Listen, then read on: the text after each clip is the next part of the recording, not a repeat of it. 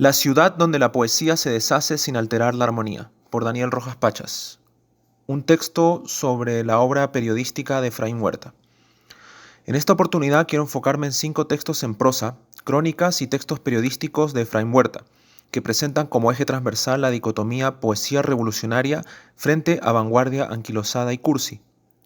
La prosa de Huerta en los textos es exquisita y derrocha erudición, un hondo conocimiento de las generaciones previas y un cosmopolitismo que le permite, como lector de su campo cultural,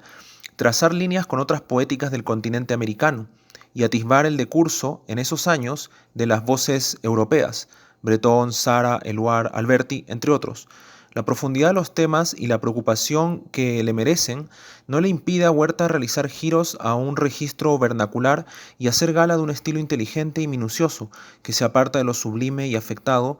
como ocurre con las voces que critica, endiosadas y olímpicas, enclaustradas en su torre de marfil. Huerta se desmarca de estos poetas y se define por oposición como ruin y malvado, haciendo uso de los mismos adjetivos con que los otrora vanguardistas castigaban a la nueva poesía y a generaciones de autores que acusaban de manchar las páginas con sangre y odio.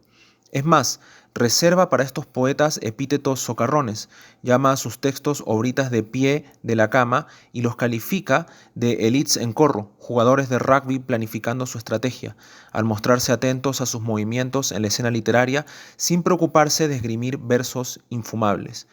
Lo interesante es el equilibrio de la prosa, un estilo que sabe usar el humor sin resultar frívolo y a la vez derrocha un saber enciclopédico que le permite rastrear las filiaciones y así argumentar con detalle en contra de autores como Novo o Villaurrutia, dando cuenta de las formas que emulan, lo cual delata el bastardaje cultural.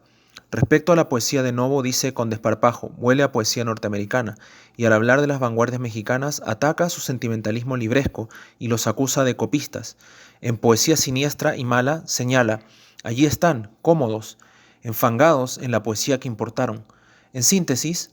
acusa a los dinamitadores de la realidad de haberse vuelto olímpicos, arremolinados y de espaldas a lo real, y desde sus palacetes regocijarse en el elogio de los genus doré, una generación naif de burguesitos que Huerta asigna como el primer filtro para acceder a lo que está ocurriendo en el mundo. Estos jóvenes que fungen el rol de aduladores de una poesía estéril y liquidada contribuyen con sus alabanzas al statu quo del arte, por eso vuelven a ser tema en el texto Poesía de la Juventud. Esta crónica parte de una pregunta que el periodista Núñez Alonso arroja al ruedo para convocar la opinión de los llamados contemporáneos y saber si es real la crisis en su generación.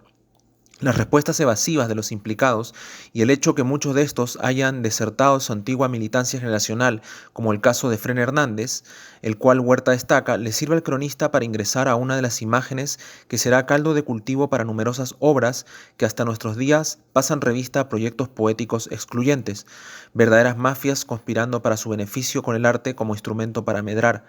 Huerta los llama en su crónica cofradías apolíneas y las hemos visto, por ejemplo, retratadas en la literatura de Picabia a través del híbrido novelesco Caravanserai, donde ajusta cuentas con Bretón y los surrealistas, y sin ir más lejos en Bolaño con los detectives salvajes. Hago esta mención porque Bolaño y Huerta fueron amigos. Además, el chileno consideraba a Huerta el mejor poeta mexicano. Y Bolaño, en Amuleto, en voz de Auxilio Lacouture, y en el poema Un paseo por la literatura, esgrime un cantar hacia jóvenes como Roque Dalton y Javier Heró, que hipotecaron sus vidas por una quimera de mierda, jóvenes revolucionarios y mendicantes como los del sueño número 10 en el poema de Bolaño.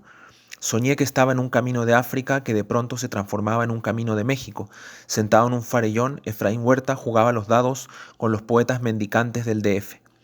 Esto genera un puente con lo que Huerta desarrolla en la crónica Poesía y Política, en la cual levanta la voz contra aquellos que perjuran y creen en la neutralidad del poeta y lo piensan como un ave rara de zoológico o habitante de la Patagonia, por dar geografía a las antípodas. El poeta para los necios burgueses resulta una figura social intrascendente y marginal, un soñador inocuo que debe limitarse a cantar. ¿Pero cantar a qué? ¿O a quién? Dice Huerta, sino a los grandes acontecimientos en favor de los oprimidos, y pone como ejemplo a los románticos españoles que fueron activistas contra el poder o en otra medida corrieron la suerte de Bécquer, al que muchos pueden pensar como un cisne, un ángel impoluto por sus rimas, pero al contrario, este murió sofocado por los poderosos, que especularon y cerraron las puertas a su arte. En esa línea, Huerta trabaja la imagen del joven, del poeta y el luchador entrelazados, y por eso aparecen como centro de sus crónicas, pues ellos reclaman una respuesta por parte de los poetastros. Lo que se espera en todo caso no es compromiso y acciones concretas. Huerta satiriza con la imagen del intelectual firmando un manifiesto para dar cuenta de su preocupación por tal o cual causa. La respuesta que se desea es más concreta. Se busca que estas antiguas generaciones devenidas en figuras de mármol se hagan conscientes de la juventud real, mujeres y hombres comprometidos, de vital humanismo y capaces de detentar una labor revolucionaria, no esos niños bien que van por allí dorando la píldora. Esta preocupación de Huerta con el compromiso carga un sentir de época, pues los textos tienen como fecha 1937.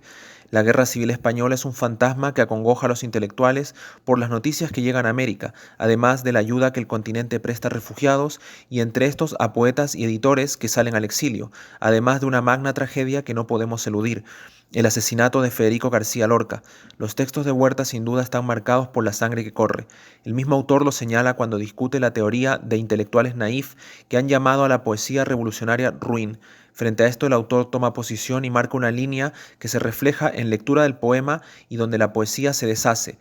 pues en estas dos crónicas se da cuenta que incluso el acto de leer un poema es lo más comprometido del mundo, pues implica conectar con la sensibilidad del texto, su sistema nervioso y armazón, el justo latido, la composición y el ritmo que la obra reclama, pues al final el poema será el habitáculo de su creador, una casa hecha de los fracasos del poeta, testimonios de la fugaz juventud y su espíritu audaz, y quizá, como dice Huerta, al declararse neorromántico, sin agonía, sino en continuo despertar, puede haber una ciudad letrada, compuesta por casas sin jerarquía, sin categorías y grupos selectos.